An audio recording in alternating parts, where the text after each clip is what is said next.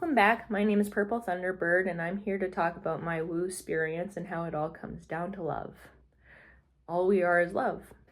The dark and the light both reflect the whole of which is love. The yin-yang denotes this perfectly in that all that exists is a part of the whole, both the light and the dark sides. Even in the darkest parts, we can find the singularity of love, sometimes not in the usual way that we would expect. Now, dark does not always mean negative and light positive. There's no such thing as good and bad. It's only our perspective that gives them that story. A more comprehensive way to think of it is through the concept of density. What we view as negative can be thought of as more dense and heavy. This energy is often felt through the filter of anger, resentment, jealousy, sorrow, and fear, and wrongness. The same goes for that which we conceptualize as positive. We perceive this through filters of happiness, joy, and rightness, and the feeling of being high. We chase this often through various habits like drinking and drugging, which is a brief release from the dense feelings that we're running away from, a small band-aid for a gaping soul wound. So I'm only repeating what I've learned through many different sources and bring this up because it resonates profoundly with me. I've always connected with that which could be perceived as darker energies: the nighttime, creepy crawlers, being alone, and death. Of course, I was afraid of these things when I was younger. That's what I was taught from the start by society, that these things are to be feared. And so I was afraid of myself and my emotions, and thinking that they were wrong. I was wrong.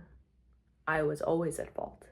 And so I put the mask on, hoping nobody would see, so that I could hide those parts from myself especially. As I've journeyed in my life, I have found that all things I fear have a special place in existence, and I've come to respect them most of all. The night brings rest, dreams, and clarity. The creepy crawlers are the hardest workers. They're cyclers, life givers, and protectors. Being alone is essential for personal growth. As the saying goes, know yourself and you shall know God. Death clears the way for new life. And I am as important as anyone and anything else, and that I deserve to claim that divinity which resides in all my relations. I mean, I'm obviously not perfect. I'm still working through a heck of a lot of wounding, and that means I'm going to mirror back similar wounding to others. Hopefully we can catch on to whatever it is that's being lit up together. But that doesn't take away from the work that I'm trying to do on this plane. I'm here and I give myself permission to take up space and allow my shadow aspects to be seen. Which brings me back here. I'll probably refer back to this video many times because most subject matter that I'm going to be talking about has what we would call a dark or denser side. Not all energies are what we would typically think to be positive. However, we have sovereignty over our own energy and spirits. If we don't want to be affected by other energies, we have to make that an intention continuously in our lives. If we focus on living our highest potential, we won't be triggered by any denser energies. Also, aligning with our spirit guides and angels. Also, aligning with our spirit guides and angels can help us to feel their protection more tangibly. Side note, I believe it's for angels that we have to ask for their help, and spirit guides protect us anyway, unless we're looking to hurt ourselves even in unconscious ways. That's what I learned anyways. I haven't asked them that myself. Anyway, if we feel affected by something, it's because there's something within us that we have not dealt with. We can call it the shadow aspect of ourselves. I recently heard it put by another YouTuber that the shadow is simply our inner child trying to shed light on itself. So when we feel that we are being affected by other energies, it's a reminder that they're primarily responding to the energy that the wounded inner child is putting out. I believe that all energies and beings are working for our highest good. However, it's our perspective that puts the spin of negative or positive on them. They are simply a mirror. And I say that not to downplay the trauma that anyone has gone through. Some things can shake people to their very core and seem impossible to heal. What I want to give is hope and empowerment, that with the help of spirit and certified professionals, that it is possible to heal our energetic bodies, that it is possible to heal our energetic bodies from the wounds that were inflicted. But we have to be the ones who want it bad enough to do the work that will give us the strength and courage to be able to face it. So when we're working with energies that are not our guides and angels, we have to be really careful what energy we're putting out, because that's exactly what we'll get back, whether we're aware of it or not. And when I say anything, that means even talking to Joe Schmo down the street. You swear at them, they swear back. You smile and wave at them, they'll probably smile and wave back. I'm talking in a vacuum, of course. Everyone is living in different energies themselves. The same goes with other beings and energies. If you go into anything with fear, you're going to get something you're afraid of. And same goes the other way. If you go into it with pure love and light, you're going to get the highest vibration beings coming to you, whatever form you're going for, whether it's star beings, interdimensionals, and other entities.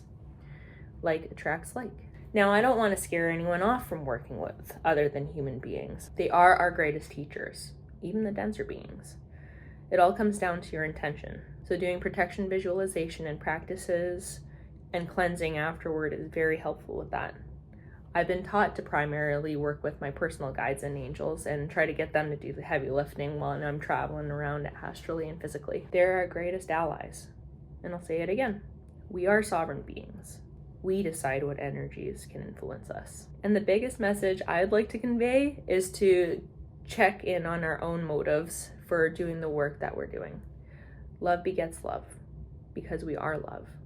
Spirit is love, and we are but aspects of spirit. Once again, these are just my beliefs that I've come to view as true for myself, not to cast it on anyone.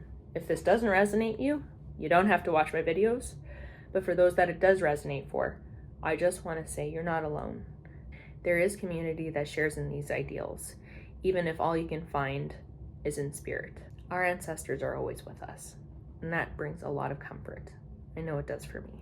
So you know the drill. Like, subscribe, and all that, or not. I love you either way. Be well, my fellow spirits having a human experience. In the words of spiritual teacher Suzanne Giesman and her guide Sanaya, you are so very loved. And after I filmed all that, I decided to do a card pull for anybody who decided to tune in. Very fitting. I pulled Close Encounters. This is from Colette Baron Reed's Oracle of the Seven Energies. The key concepts are vulnerability as a strength, letting others see your wounds as well as your strengths, setting healthy boundaries. This is a time of connection that asks for you to be vulnerable and authentic. Let go of any social masks or constructs you use to keep yourself apart from others. Lower your shields and allow yourself to step into a dance of intimacy. When you become close to people, you remind yourself that you are not alone. You're part of a beautiful, meaningful bond. At a deep spiritual level, there are so many lessons offered to you in this closeness.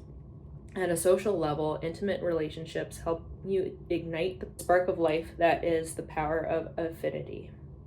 You flourish as a result of offering emotional honesty, a true desire for equality, love, friendship, and laughter. You aren't meant to be alone, yet sometimes we are wounded and we build walls around ourselves so we don't get hurt again. It's time to be honest about yours and step out from behind that barrier and engage in all of life. This is a beautiful opportunity to allow your vulnerability to be your strength as you choose to live in integrity and without artifice. Even in your work life, this mode of connection allows you to be truly present. When you live this way, everything and everyone thrives. You have no need to defend yourself when you're being truly and utterly you, empowered by raw openness and willingness to be seen. In this way, your close encounters will not fail you. There is much to celebrate when you stand eye to eye, shoulder to shoulder, sharing in your heart. I kid you not, folks. This is just how it works. Thanks for sticking around. Love you.